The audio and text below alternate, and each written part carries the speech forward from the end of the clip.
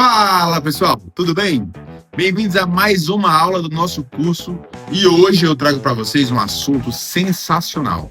É um assunto que a gente precisa conversar antes de continuar o XABCDE.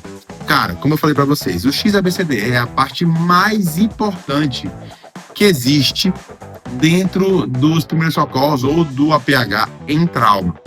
Mas para que vocês entendam por que é importante, eu preciso falar sobre choque. E eu não estou falando de choque elétrico, tá?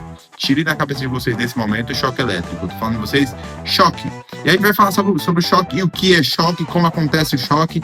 E hoje a aula vai ser sensacional. Preparados? Vamos lá!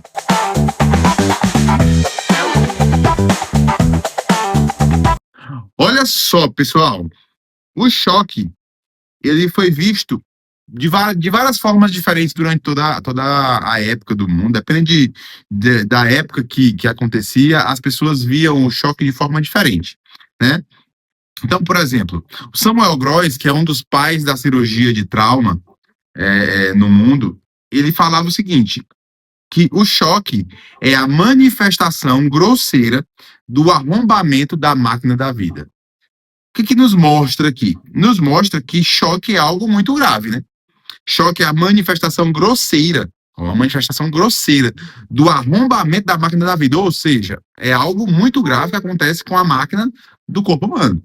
Então ele trouxe essa definição. Depois, nós tivemos outras definições, como por exemplo, o Dr. John Collins Warren e o Adam Scully, que foi o criador da Hora de Ouro do APH, né, que hoje é chamado de período dourado, né, é o Golden Period, né, não sei inglês não, mas é o período dourado, ou a Golden Hour, que é a Hora de Ouro, né, eles falavam que era uma pausa momentânea do ato de morrer, ou seja, eles diziam que o paciente estava morrendo, aí existia uma pausa ali, a gente chamava essa pausa de choque, e o paciente continuava a morrer, né? Então, muitos tipos de formas de ver o que era choque. Até que a gente chega nos tempos atuais, onde o choque ele é visto diferente.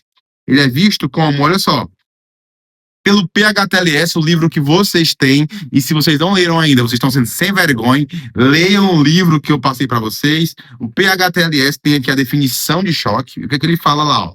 Choque é o estado de mudança da função celular de um metabolismo aeróbio para um metabolismo anaeróbio, secundário a uma hipoperfusão tecidual. Cara, que diabo é isso? Eu não entendi nada, Ismael. Eu não vou ser socorrista. Calma, nós estamos no começo ainda. Vamos entender isso aqui, tá? Olha só. É o estado de mudança da função celular de um metabolismo aeróbio para um metabolismo anaeróbio. Secundário à hiperfusão tecidual. Vamos lá. Vou colocar aqui para vocês. Ismael, o que diabo é mecanismo aeróbio e mecanismo anaeróbio? Calma, vocês estão muito apressados. Vamos lá. Vou colocar aqui numa nova ordem, vocês vão perceber o que é aqui. Deixa eu colocar aqui. Olha só. Nós temos dois mecanismos de funcionamento do nosso organismo, tá? Nós temos o funcionamento aeróbio e anaeróbio. Na nossa célula existe um negócio chamado respiração celular, tá? Quando a gente come, a gente recebe um negócio chamado... Peraí que eu comecei com um negócio feio aqui, peraí. Vamos fazer bonito. Quando a gente come, nós recebemos um negócio, uma substância chamada glicose. Não é verdade? A glicose, ela vem dos alimentos, ela pode vir tanto de carboidratos que se transformam em glicose, como da própria glicose propriamente dita e tarará. Beleza. A glicose, ela é a fonte maior de energia do nosso organismo. Quando ela entra no nosso organismo, ela sofre um processo de quebra. Essa quebra nós chamamos de anotem, glicólise, tá? De glicólise. A glicólise, vou botar aqui uma setinha para facilitar a vida de vocês. A glicólise é a quebra, né? a quebra da glicose e a transformação dela. E ela se transforma em 2 moléculas de piruvato. Que diabo é esse, Ismael? Calma. Vamos lá. Piruvato, tá? Piruvato. O piruvato vai entrar lá na... Agora eu preciso que vocês lembrem da aula que vocês tinham no ensino médio, tá? Na aula de célula, né? Na nossa célula, vou desenhar bem aqui embaixo, ó. Na nossa célula, nós tínhamos... Aqui vocês não vão ver, peraí. Acho que vocês vão lembrar que na nossa célula, nós tínhamos várias organelas, que eram como se fossem órgãos da célula, né? Aqui nós tínhamos o núcleo da célula. Bem por aqui, assim, nós tínhamos a mitocôndria, a parede celular, etc. Lembram disso? Beleza, a gente vai precisar falar sobre a mitocôndria aqui, tá? A mitocôndria é conhecida como a organela que é responsável pela respiração celular, certo? Então, quando o piruvato se juntava com uma molécula de oxigênio lá dentro da mitocôndria,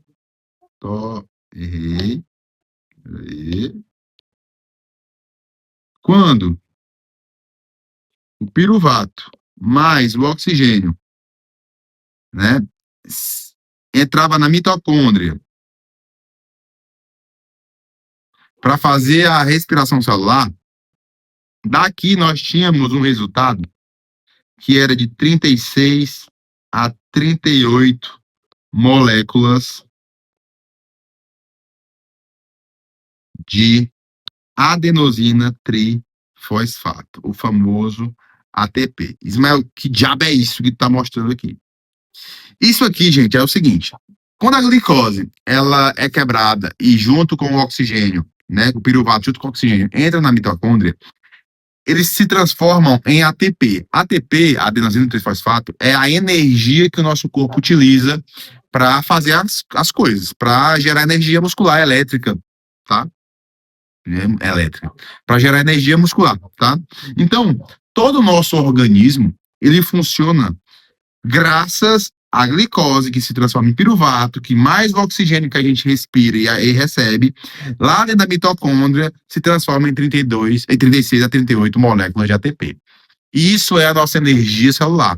E o nome desse processo aqui é respiração ou metabolismo aeróbio. Por que, Ismael, que o metabolismo aqui é aeróbio? Porque eu uso o oxigênio. E aí vem a palavra aeróbio, né? Ae, de usar o oxigênio, tá? Porém, pode acontecer de eu não ter oxigênio. Por que que eu não teria oxigênio, Ismael, se eu estou respirando? Lembram da definição do PHTLS? PHTLS diz o seguinte: secundário a uma hipoperfusão tecidual, ou seja, o tecido não está recebendo perfusão, não está recebendo oxigênio, por algum motivo. E aí nós temos a transformação do metabolismo aeróbio no metabolismo anaeróbio. O que é o metabolismo anaeróbio, Ismael? Eu tenho a mesma glicose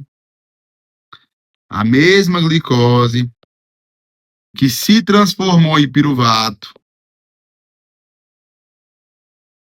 Mas aí, quando ela ia se juntar com o O2, né? Quando ela se juntar com o O2, não tinha O2.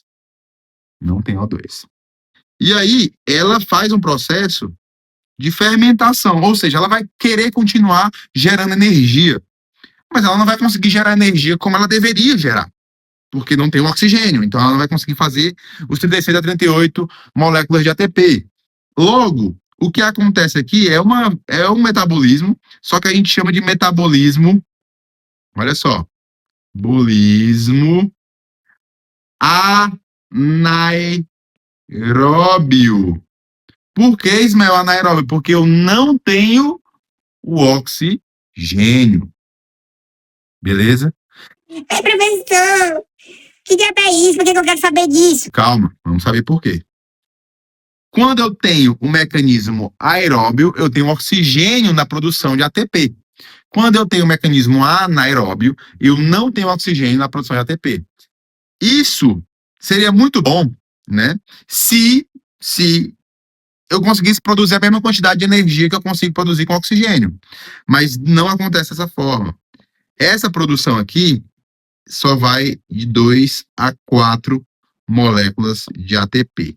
Ou seja, eu uso muita glicose, eu não uso oxigênio, meu corpo vai fermentar, né, para conseguir transformar o metabolismo anaeróbio, e eu, ao invés de eu produzir 36 a 38 moléculas de ATP, eu vou produzir somente de 2 a 4 moléculas de ATP. Isso é muito ruim, porque eu tenho um gasto muito alto de energia, concorda comigo? Beleza. Esse não é só o problema que nós temos. Quando nós temos também o processo de respiração, deixa eu mudar aqui só, pronto. Quando eu tenho um processo de respiração aeróbia,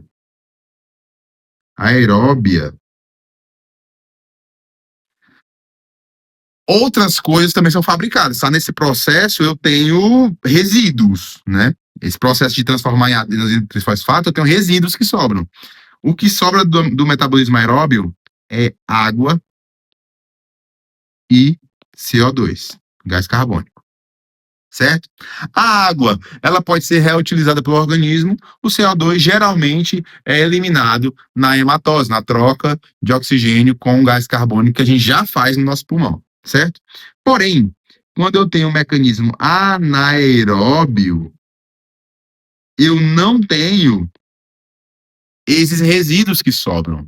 Eu tenho um resíduo muito pior, que se chama ácido lático. Ácido lático. O que acontece? O ácido lático, ele causa acidificação, como a própria palavra está dizendo, né? E ele causa inflamação, tá? Então, quando eu utilizo muito mecanismo aeróbio, eu tenho muita produção de ácido lático, ou seja, eu tenho acidose, eu tenho acidificação desse metabolismo, além de lesões derivadas dessa acidificação, que a gente chama de inflamação. Logo, o mecanismo aeróbio é um mecanismo bom para nós. O mecanismo anaeróbio é um mecanismo ruim, porém necessário em alguns momentos para nós conseguirmos sobreviver. Voltando lá para os slides, tá? Voltando lá para os slides. Olha o que o PHTLS diz. Olha só o que o PHTLS diz. É o estado de mudança da função celular, que a gente aprendeu agora, do metabolismo aeróbio para o metabolismo anaeróbio. Ou seja, nosso organismo estava funcionando perfeitamente, daquele jeitinho maravilhoso lá que a gente estava vendo, porém, aconteceu algum problema e ele precisou mudar do mecanismo aeróbio para o mecanismo anaeróbio. E essa mudança, ela gera lesão, ela gera acidificação, ela gera inflamação. Secundário a uma hipoperfusão tecidual, ou seja, a hipoperfusão tecidual. O que é hipoperfusão tecidual, Ismael? É a incapacidade ou a diminuição da capacidade de perfusão tecidual. O que é perfusão, Ismael? É a capacidade do oxigênio entrar na célula, de perfundir essa célula. Por exemplo, olha só, eu apertando aqui meu dedo, o nome disso aqui é tempo de preenchimento capilar, né? O que eu estou avaliando aqui? O tempo que o meu dedo demora, que as células do meu dedo demoram para ser perfundidas, para entrar sangue nelas novamente, porque eu apertei e tirei esse sangue. É simples, é só isso. É isso que a gente quer ver aqui. E a hipoperfusão tecidual, né? Ou seja, não está entrando oxigênio nesse tecido, causa a falta de oxigênio, que aí a mudança do estado aeróbio para o anaeróbio causa inflamação e gera o famoso choque. Então, choque é isso. Choque é essa mudança, né? Essa inflamação derivada da mudança do aeróbio para o anaeróbio, derivada da hipoperfusão tecidual. Olha só, o AMLS, não disponibilizei para vocês ainda esse livro, mas vou disponibilizar depois, tá? O Advanced Medical Life Support. Olha o que ele fala, ó.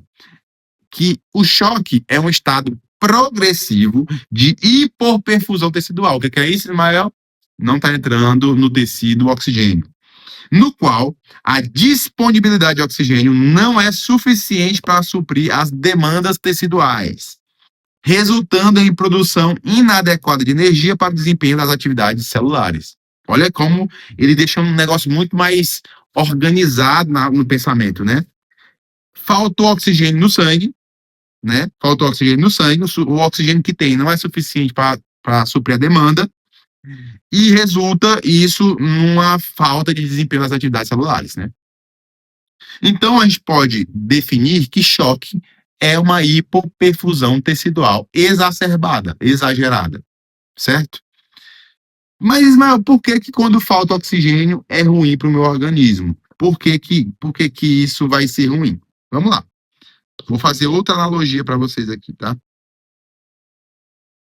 Olha só, que legal. Eu moro numa cidade chamada Vacaria e a maioria dos meus alunos também são de Vacaria. Então vocês vão entender quando eu disser o seguinte. Suponhamos que nós temos aqui uma fábrica de maçã, porque Vacaria é a capital da maçã, né?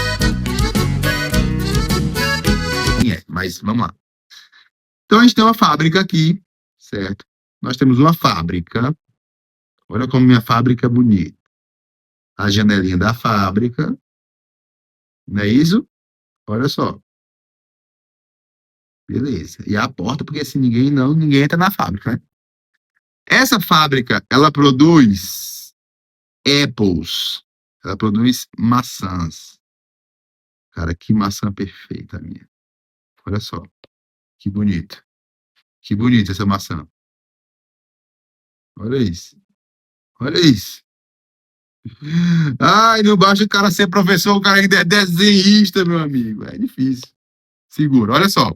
Essa fábrica, ela produz maçã, tá? Nós temos várias fábricas aqui de Vacaria que produzem maçã. Por exemplo, nós temos Razip, nós temos Skill, nós temos Frutini, nós temos Agroserra, nós temos inúmeras, né? Beleza. Essa fábrica, ela produz maçã. Quando ela produz maçã, se fosse só isso, tudo bem. Mas ela precisa entregar essa maçã em algum lugar. Não é verdade? Geralmente, ela precisa entregar ao consumidor final, a pessoa que vai comprar a maçã. Mas ela não entrega, você não vai na fábrica e compra maçã, você vai no mercado e compra maçã. Então, aqui eu preciso de um mercado, né? Vou colocar aqui o nome do mercado, ó, Mercadinho Dois Irmãos. Porque eu sou criativo e eu sei que não existe mercado chamado Dois Irmãos, né? Então, Mercadinho Dois Irmãos aqui, ó, que é onde a população vacariense, não sei, vai comprar as suas maçãs, tá? Mercadinho Dois Irmãos, beleza. Só que eu preciso entregar essa maçã no mercado. E para que eu entregue essa maçã no mercado, eu preciso de transporte. Eu preciso de alguém que transporte essas maçãs. Geralmente, essas maçãs são transportadas por caminhão, né? Então eu preciso de um caminhão, mas o caminhão ele não vai voando, então eu preciso de uma estrada. Então eu preciso de uma estradinha aqui assim, ó, que vai entregar a maçã lá no Dois Irmãos. E eu preciso de um caminhãozinho. Olha que caminhão. Ixi, meu caminhão tá empinando. Não tem problema não. Olha só meu caminhão. Olha meu caminhão. Cara, como eu sou desenhista.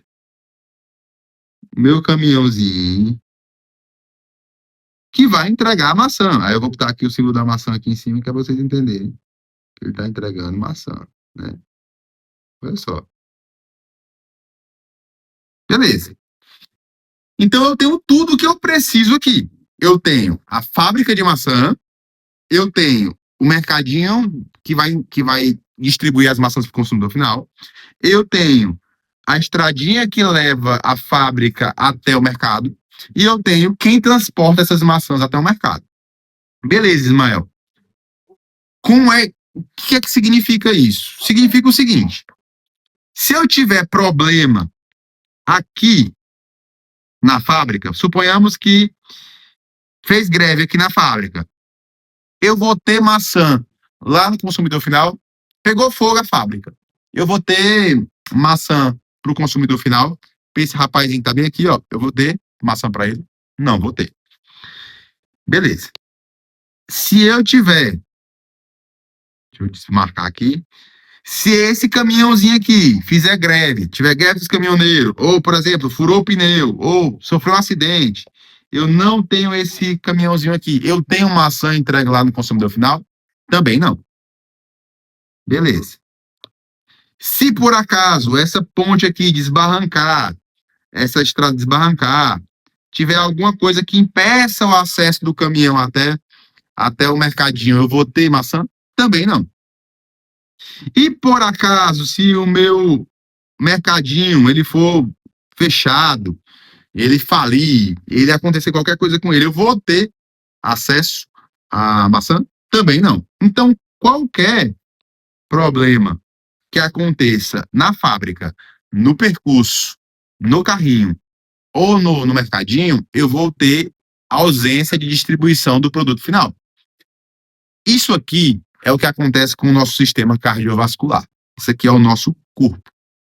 Substitua, então, agora, esta maçã bonita que eu fiz aqui em cima, substitua pelo nosso sistema coração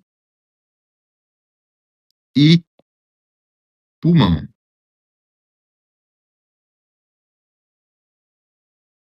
Substitua coração e pulmão. O coração e o pulmão são a fábrica do nosso. Esse é um H, não, um pulmão, tá?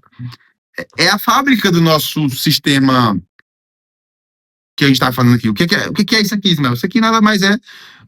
Tira a maçã e troca por sangue. Troca a maçã por nutriente. Troca a maçã por oxigênio, tá?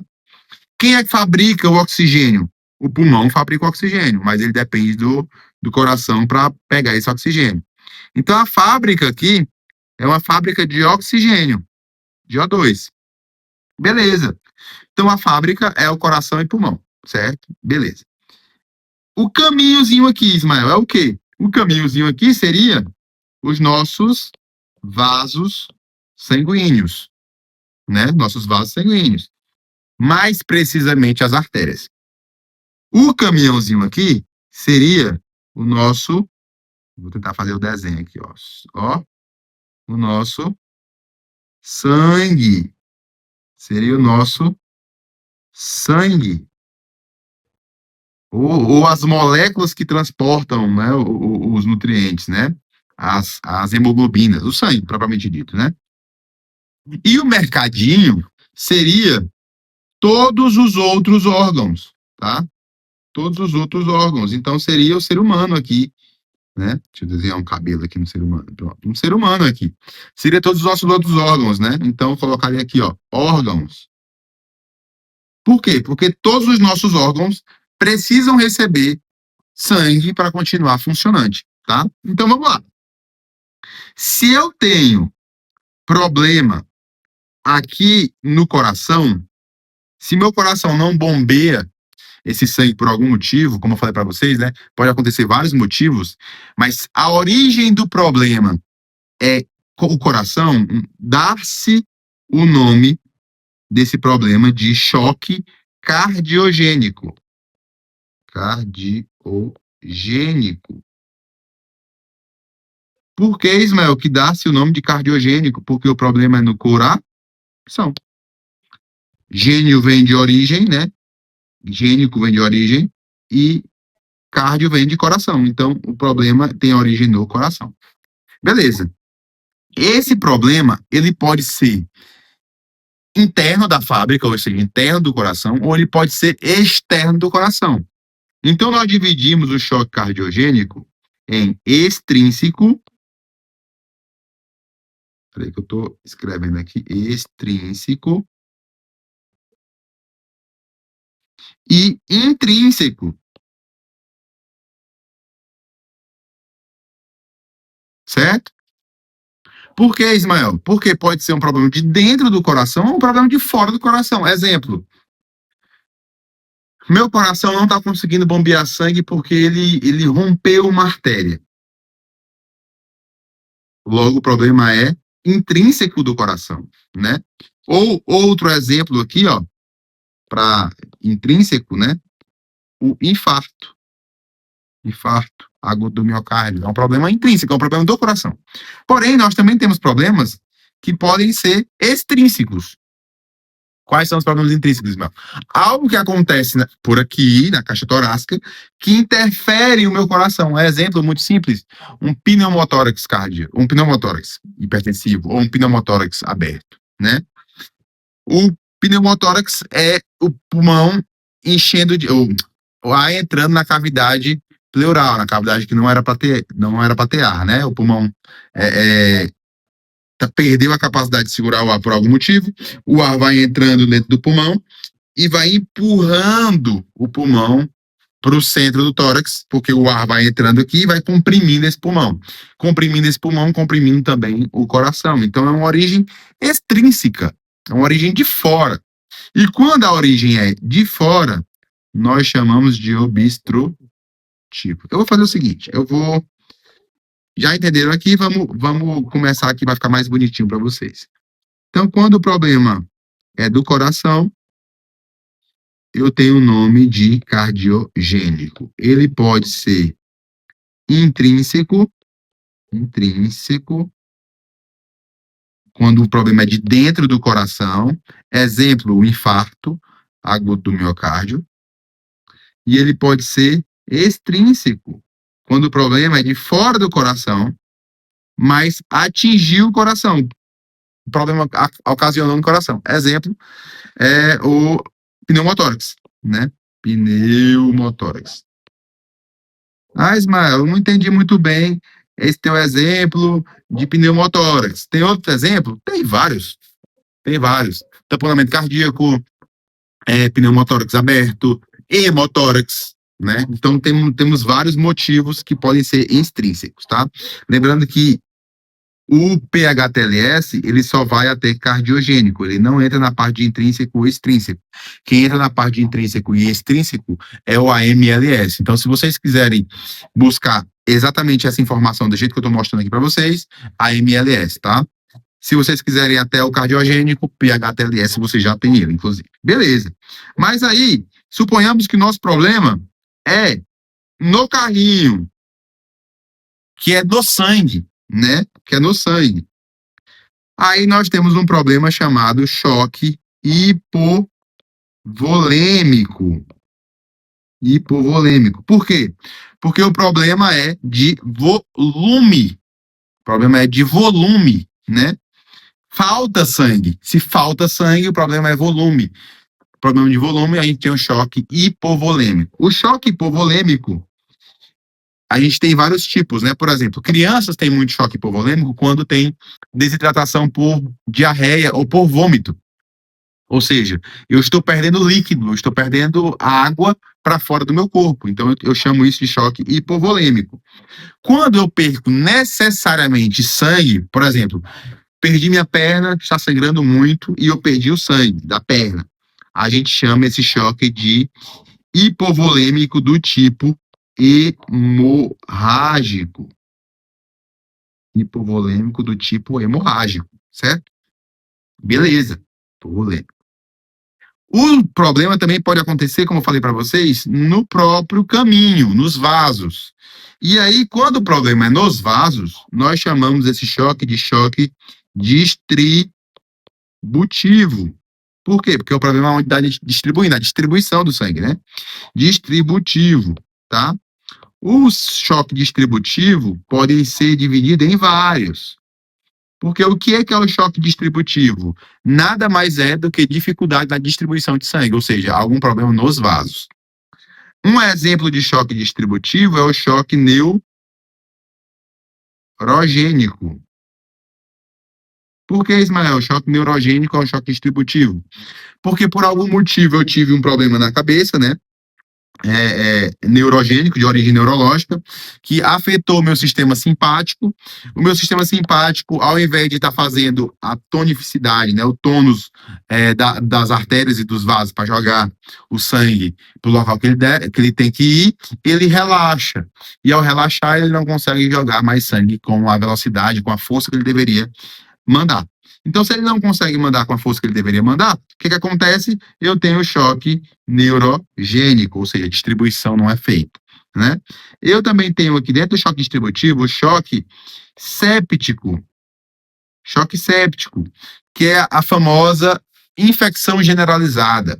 Ou seja, com a infecção generalizada, eu tenho uma inflamação dos vasos, eu tenho uma lesão endotelial, lesão dos vasos, esses vasos começam a liberar sangue, ou fluido, né, para fora do meu vaso. Então, eu tenho mais sangue mais líquido fora do vaso do que dentro do vaso, causando também um choque, que a gente chama de choque séptico.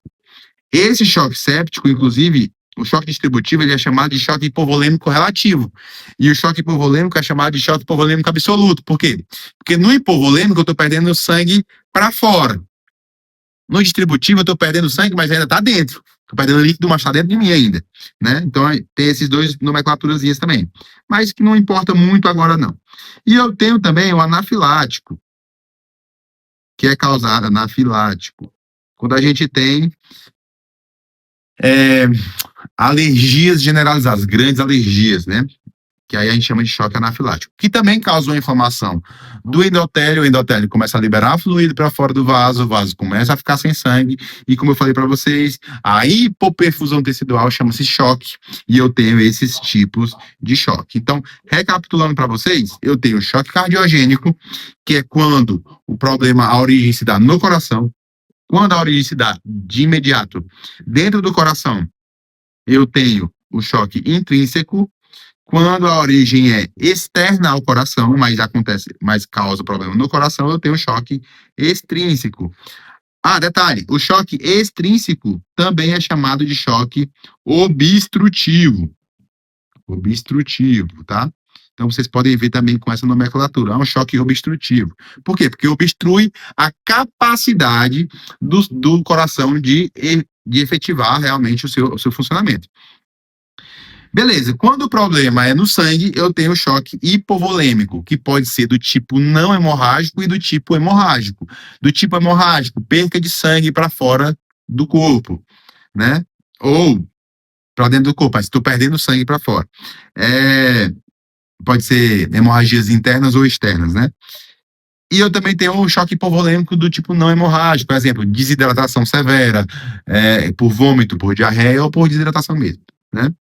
E eu também tenho o choque distributivo, que quando acontece nos vasos, o choque distributivo pode ser o neurogênico, o séptico, o anafilático. Todos eles vão fazer com que eu tenha diminuição da capacidade do vaso de contrair, de manter o tônus do vaso e de levar esse sangue para o local que deveria ser levado. E aí eu tenho um problema lá no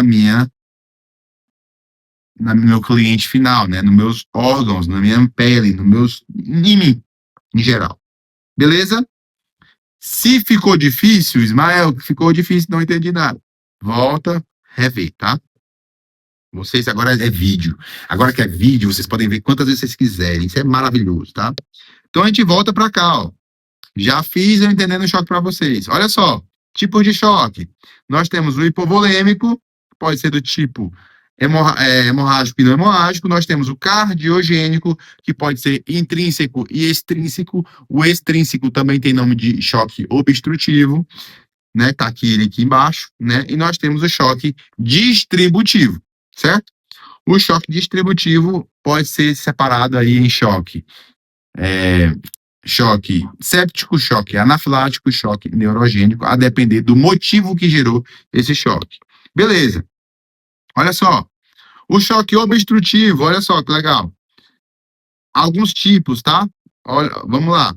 Vamos aqui para os mecânicos que ficam bem mais simples para vocês entenderem, ó.